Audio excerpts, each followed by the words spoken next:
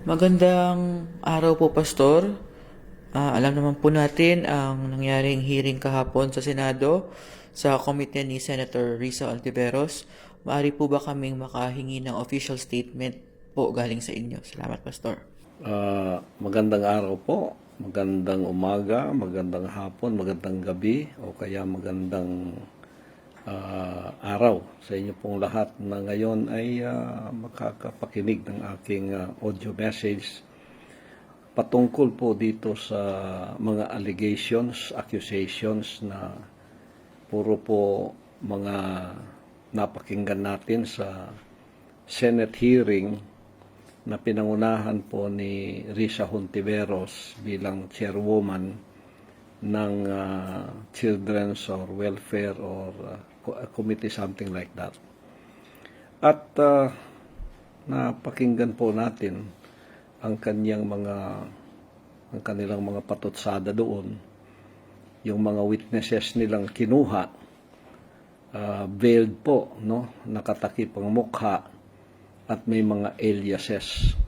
Meron pa daw 2 pastoral na Ukrainian at kung sino-sino pa, ano? At sila po ay nag-testify sa hearing na yon na ay patotoo daw nila na yung mga allegations na yon ay puro katotohanan laban po sa akin. Ito po ay mga seryoso na mga allegations o accusation kriminal. At ito po ay hindi po basta-basta, no? Serious po kami dito sa ginagawang ito. Hindi po laro-laro ito sapagkat ang reputasyon ko po bilang ako ang head minister ng Kingdom of Jesus Christ at spiritual head ng Kingdom Nation ay nakasalalay po dito sa mga pinagsasabi ng mga mga witnesses na ito, na kuno ay mga former workers ng kingdom, pero nakatakip ang mukha at nag-alias ang kanilang mga pangalan. Ngayon, sa inyo po, Senator Risa Hontiveros, sa inyo pong committee, nakita ko po nag-iisa lang kayo, no? Parang wala yatang quorum ang committee nyo. At napakinggan po ang lahat ng mga testimony at mga kasaysayan noong mga pinag-i-interview ninyo riyan na pinayagan po ninyo. Pero yung iba po, kahit nagtakip ng mukha, kilala namin sila dahil sa kanilang narrative. Ang isa po riyan ay si Blenda Portugal, yung nag-alias Amanda. Yan po ay nagdemanda na yan ng ganun ding mga allegations. At yan ay sinagot po namin, sinagot ko, at yan ay da-dismiss dito sa Korte ng Davao, kaya tumakbo po sila sa DOJ, at yan ay under sa pamamahala ngayon ng DOJ. Dismissible po, kahit po anong tingin ninyo. Kasi ang totoo ay hindi pwedeng tabunan, hindi pwedeng takpan kung nagsisinungaling ka. Ang katakataka lang po dito, bakit nasa korte na yan? Hindi pa po matatawag na sub judice yan? Pagkatapos diyan ay pag-uusapan. Hindi ba ninyo nire-respeto ang korte? Hindi ba ninyo nire-respeto ang ating mga batas? Hindi na po dapat na kinuha ninyong witness yan kasi yan ay gumawa na ng hakbang na magdemanda at yan ay napatotohanan puro kasinungalingan ang pinagsasabi niya. Kung ito po ay pinapayagan ng batas, kunin ninyo yung mga records para makita ninyo ang kanilang aligasyon at ang aking mga sagot na puro po na dispel namin ang kasinungalingan niya na ginawa doon. I don't have to elaborate here. Ngayon, yung ibang mga witnesses na pinagkukuha ninyo, nakilala rin po namin yung iba, yung nag-alias Jerome dyan. Yung pong lahat ng mga full-time workers dito nag-apply bilang full-time. Yan po may mga records lahat dito. May mga records po lahat dito. So pinakinggan ninyo yung side nila, pinakinggan ninyo yung kanilang sinasabi. Kahit sino pwedeng magsinungaling Kahit sino pwedeng gumawa ng ganung aligasyon Kasi sapagkat wala naman silang sasagutin pa. Kasi under sila sa inyong Senate hearing. Ewan ko kung sila ba may immunity o kayo lang ba, Senator Hontiveros, ang may immunity. Kaya siguro tinatago ninyong mga mukha nila. Kasi kung talagang totoo yung sinasabi nila, hindi sila dapat matatakot. No? Hindi sila dapat matakot. Pero kung libelous yun, kahit pa diyan sa hearing sila, after ng hearing na yan, talagang mananagot po sila sa batas. Sa mga false allegations, lalo na ang reputasyon ko po ang nakataya dito. Ngayon, sa iba pang mga allegations na gagawin ninyo, lahat ng mga false accusations na ginagawa pa, kahit sino pwede kayong pumikap ng isang witness at pagkatapos tabunan ng mukha, pagkatapos gawin yung alias, kahit ano na lang ang pinagsasabi niya doon, wala ba siyang sasagutin? Sa inyo ba yun ay totoo na? Sa inyo ba yun ay katotohanan na lahat? At pagkatapos, gagawin ninyong guilty ang object ng inyong paninira? Tulad ko, ako ang object ng inyong paninira. Dahil ba sinasabi nila na ganun at ganito at ganun at ganito, ang kalalaswa sinakyan pa ng mga taga-social media na vlogger, tapos pambababoy ang ginawa ninyo sa reputasyon ko? Yun ba ay tamang proseso? Ngayon, sapagkat pinaniniwalaan ninyo yan ay katotohanan at kinanila pong dinitalye ang lahat ng aligasyong pinaggagawa ko daw sa kanila na kasuklam-suklam, karumal-dumal at kawalang hiyaan, ay maganda pong mga testimony yon kung to yun ay totoo. Ngayon, ang sunod na hakbang po ninyo, hinahamon ko kayo, you go to the court. Tulungan po ninyo ang mga kaawa-awang ito. Pumunta kayo doon sa korte at gumawa kayo ng demanda laban sa akin. Maganda po yan, may testimony na sila Gawin na lang ninyo yan, i-transcribe ninyo, gawa ninyo ng affidavit, tapos ipakilala niyo yung tunay nilang pagmumukha, tunay nilang pangalan, pagkatapos tunay nilang tirahan, at tunay nilang katauhan. And then, idemanda po ninyo ako. Kahit ako'y anak ng Diyos, ako'y under sa batas ng lupa. At doon ko kayo sasagutin. Sapagkat doon merong fair play. Because in the law, the guilt and the innocence of any person is not determined by a Senate hearing, but it is only determined by a competent court of law. Doon po kami patas ang laban. Doon kami pwedeng sumagot sa inyo. Sa inyo pong hearing, wala kaming dapat patotohanan yan Wala kaming dapat patotohanan. Sila, they have nothing to lose. Kami dito, pagpipestahan ninyo, hindi po namin papayagan yun. I will not subject myself to a bogus hearing and to a bogus witnesses if they cannot stand on their word. Now, hinahamon ko sila, hinahamon ko kayo, tulungan ninyo sila. Kung sila'y totoo at hindi bogus ang kanilang testimony, hindi sila bogus na binayarang mga witnesses, hindi sila bogus, hindi bogus ang inyong hearing. Ang sunod po ninyong hakbang bilang isang mambabatas, Senator Hontiveros, tulungan ninyo silang pumunta doon sa korte, magdemanda kayo para sila po ay makakamit ng hustisyang sinasabi ninyong dapat nilang hanapin. Doon, patas ang laban. Hindi po basta-basta mag-aakusa kayo, lalo na sa isang taong katulad ko na international ang reputasyon, ay gaganunin na lang ninyo ako.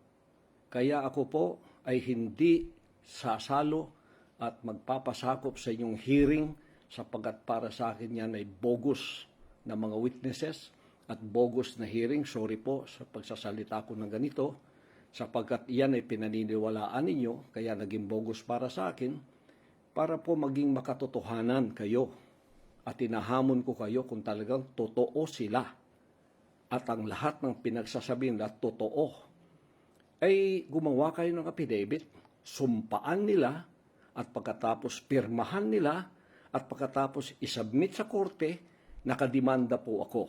Doon po ako sasagot sa lahat ng aligasyon at mga akusasyon na gina. Criminal po itong mga aligasyon ito. Hindi na dapat pag-usapan yan sa inyong Senate hearing. These are criminal allegations that you already convict me. You already convicted me in your hearing. Mali po yun. Unfair po yun. I will not subject myself to unfair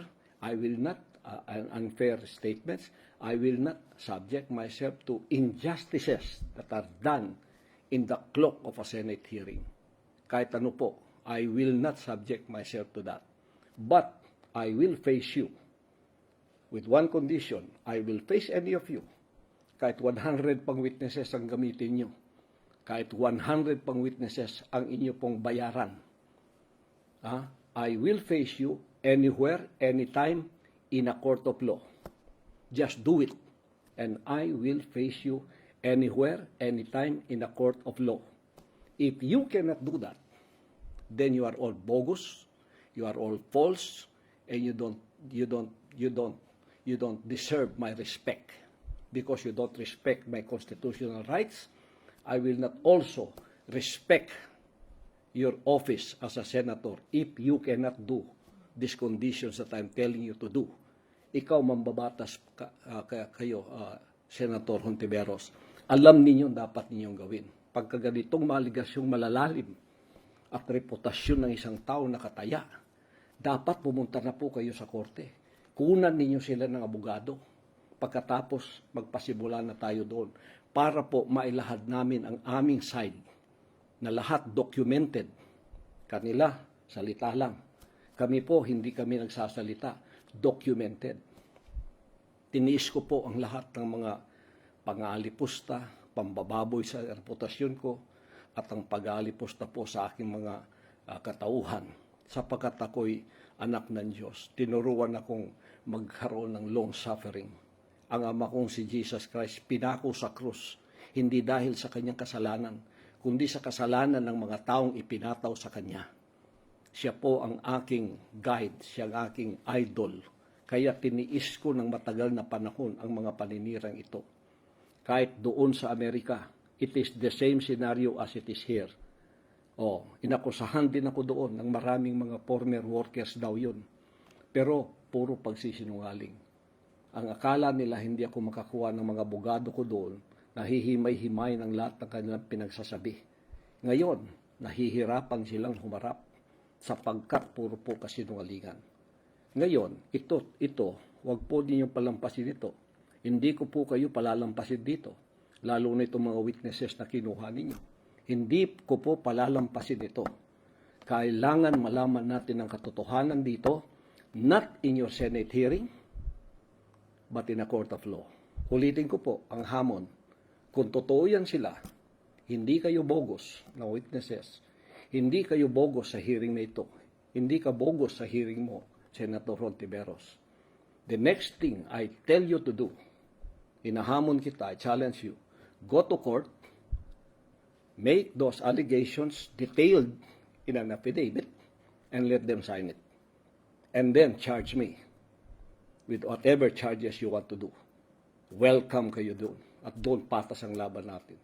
If you cannot do that, you did not respect my constitutional rights, I will not from now on respect you as a senator of this country because you are hearing innuendos and you are for smearing my reputation. This is a mere smear campaign in your hearing. So, magrespetuhan po tayo dito. Para marespetuhan ko kayo, allegations kompleto na, dalhin ninyo yan sa korte. Kung makain ng affidavit, ulitin ko, papirmahin ninyo sila, i-transcribe ninyo lahat ng pinagsasabi ni Yariel, tapos haharapin ko kayo. Tulad na ginawa nitong blend na Portugal na alias Amanda. O yan, patas yun. Ngayon, na-dismiss sapagkat puro kasinungalingan ng sinasabi niya. Ngayon, inulit niya riyan. Ewan ko kung yan ba'y pwede sapagkat sub judice na po para sa akin yan. Nasa korte na yan eh. Waiting for the judgment of the DOJ. Tapos inulit ninyo, nag-alyas-alyas pa kayo riyan. Tapos kung anong paninirang ginagawa ninyo sa reputasyon ko. Ngayon, ulitin ko po, 3 beses na itong sinasabi ko. I challenge you. Now that they have detailed all of the salacious allegations against me and my person, which they demonized, which they bedeviled, and which made a monster out of me, let them go to court, help them file a case against me, and I will welcome that, and we will answer you in that proper forum of the court of law. If you cannot do that, I once again repeat, you are all bogus witnesses. This is a bogus hearing, and I will not subject myself to any of your bogus hearing that you will do next time. Kung di nyo po magagawa yan. Magrespetuhan po tayo. Respetuhan yung constitutional rights ko. Rerespetuhin ko po kayo bilang senador na talagang naghahanap ng katotohanan at ng hustisya, hindi innuendo, hindi smear campaign, hindi paninira, hindi kung sino lang pupulutin ninyo, at pagkatapos magsasalita ng kung ano-ano.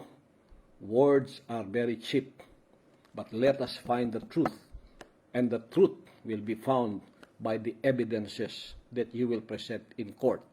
Because in the court, it is not what you say, it is what you can prove. Now, kayong mga allegations ninyong yan, kayong mga accusers, prove it in court. Because you have the burden of proof now. You prove it in court, and we will face you there. Tulungan mo po sila, kagalang-galang na Honorable Risa Hontiveros. Tulungan mo sila kasi mambabatas ka at in-entertain mo ang kanilang mga allegations. Now, we are a land of law. Subject tayo sa law. Ito yung katapusan, hindi po dyan sa hearing ninyo. Ang katapusan nito sa korte. At ang judge ang magbibigay ng patas na hukom. Hindi kayo. You cannot determine, as I said, the guilt or innocence of a person or someone in your court hearing. That is just for the aid of legislation. Ngayon, you can prove that I'm innocent or I'm guilty in court. Kayo, patotohanan ng mga witnesses mo yan. Papirmahin mo sila. Tulungan mo sila. Kunan mo ng abogado. That is my ultimate challenge to all of you. Magrespetuhan po tayo. Yun lang po at maraming salamat sa inyong pakikinig sa side ko na nanditong ako po'y isang maawain na tao, mapagbigay. Kaya meron akong Children's Joy Foundation. Tumutulong ako sa mga kabataang Pilipino. Pinaaral ko, pinakain ko, dinamitan ko. Pero may mga ganitong klaseng tao. Hindi ko kayo bubulgar dito sa vlog kong ito. Ibubulgar ko kayo doon sa korte. Kakalkalin ko yung pagkatao niyo kasi from head to foot, kilala ko kayo. Kilala ko kayo. Former workers kayo. May Ukrainian pa. Papuntayin niyo dito yung may Ukrainian na yan. Haharapin ko silang lahat. Kahit 100 pa kayo, sinabi ko. Haharapin namin kayong lahat. Yan po ang patas na laban. At yan ang hinihintay ng taong bayan. Pero ang paninira, smear campaign, na matagal kong tinitiis-tiis, hindi ko na po palalampasin yan. Sapagkat nakataya dito ang reputasyon ko at ang reputasyon ng bansang kaharian na mayroong mga millions of members all around the world. Yan lang po. Maraming salamat. Pagpalain tayong lahat ng ating dakilang Diyos, Ama. Meron pa akong idadagdag. Sinabi ninyo, kagalang-galang ng Hontiveros, na naglagay kayo ng, you put words in my mouth, at sinabi ninyo na, marami daw akong hindi daw ako natatakot dahil marami akong kaibigang mga makapangyarihan, o mga politiko ba yun, o kung sino. Kayo pong nagsabi nun. Magpalabas kayo ng video na nagsabi ako ng ganun. Noong ako'y nagkakaso po sa Amerika, mulang 2018, presidente pa po ang aking kaibigan si President Duterte. tanungin ninyo siya, pati si Harry Roque na kanyang spokesperson, kung kinalabit ko ba siya, kung tinawagan ko ba siya at ako'y nagpatulong. Kaya ko po yung problema ko. Kung ang problema ang inaharap ko, lalaking lalaki akong iyan ay haharapin ko kahit saan pa tayo magkita, kahit sa pintuan pa ng impyerno. Hindi po ako nagpatulong kahit kaibigan ko. Hindi ako nag-name dropping. Kaya mali po yung akusasyon ninyong yon. Mali yung sinasabi ninyong yon. Tapos sinabi mo, kahit na son of God ka pa, o ganito at ganon. Ako ba'y nagmalaking dahil ako'y son of God? Sinabi ko na matagal ng panahon. Kahit pa ako'y son of God, under ako sa batas ng lupa. Pag ako'y nagkamali, gumawa ng krimen, idemanda ninyo ako. Pero please, huwag po ninyong sirain ang reputasyon ko na wala akong kalaban-laban. Magrespetuhan po tayo. Korte ang answer nito. Court is the answer for all of your false allegations and accusations. Court is the answer, not a Senate hearing. Thank you. May God bless us all.